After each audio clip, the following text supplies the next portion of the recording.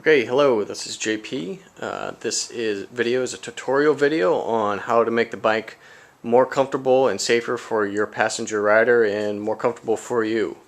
So what I have here is a 2010 Ducati 848. The issue I had was passenger would always fly forward into me when braking. They had no leverage since their ankles were behind their knees. When I would brake or downshift, they would fall into me and I would come into the contact of the tank there and smash my nuts.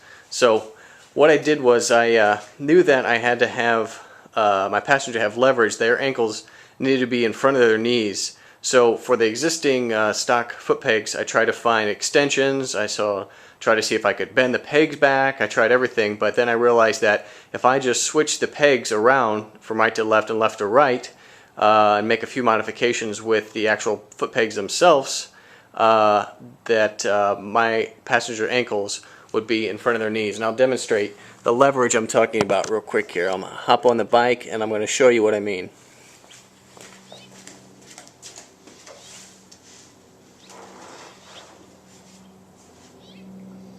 So typically, passenger will ride up here. Their feet are going to be about right here. Their ankles are going to be behind their knees. So when a bike is braking or downshifting, the only way they can stop themselves is by pushing on the driver in front.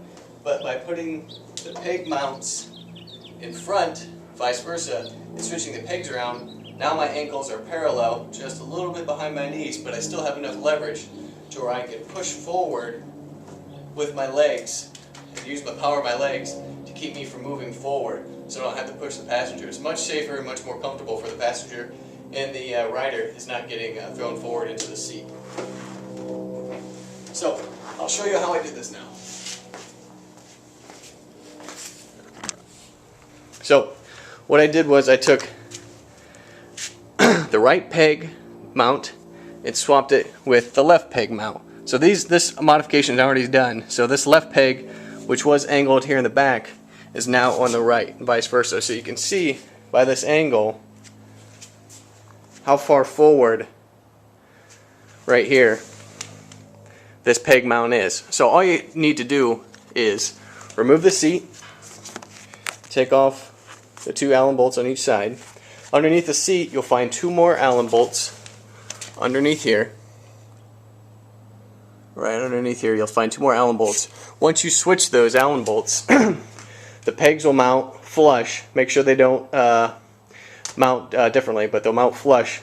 Once you switch those around, you'll need to remove the pegs. Now the pegs will naturally want to come back. The pegs will naturally want to come back this way. So what you need to do is remove this C-clamp here. Take the pin out and be careful, because inside there is a spring-loaded ball bearing that pushes on this white plastic bit so you can put it in its different areas. So once you take that out, what you'll need to do is once again swap the left peg. You had the mount switched, now you need to swap the peg from the left to the right and to the right to the left and vice versa. So once you do that, you'll have that switched over just fine.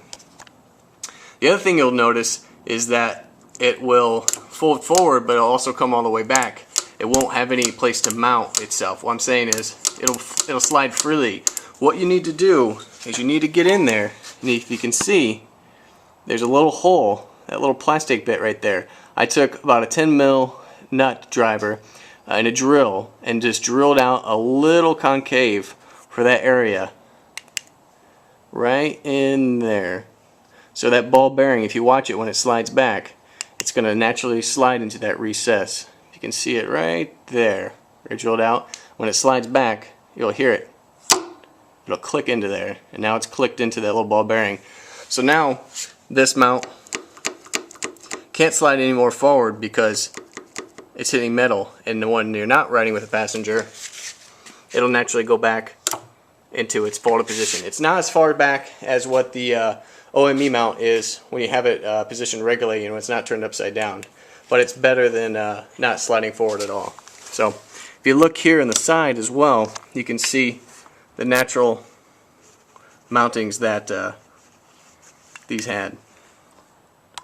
Right, just focus in down there.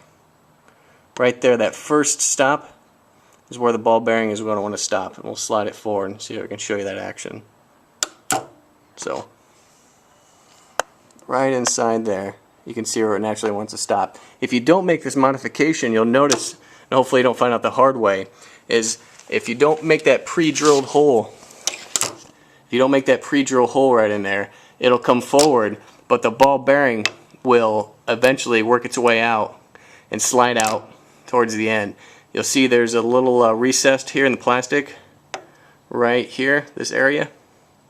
The ball bearing will hit that area and it'll slide out forward, causing the ball bearing to come out and the spring to come out. So you have to make that little pre-drilled hole in there, otherwise you're going to lose your ball bearing. So I'll do another follow-up video with this. If you have any comments on it, please feel free to make a comment below and I'll respond. As well, you might be worried about your feet on the back here area. Your feet, as long as you don't have really long, big torso, big body, your feet, I'll use this flashlight here, your feet aren't going to be hitting this back peg right here. So there's just enough clearance to where it's not going to hit. So I hope that helps. If there's any other questions, please reply to this video. And any other questions, please feel free to leave a comment. Thank you.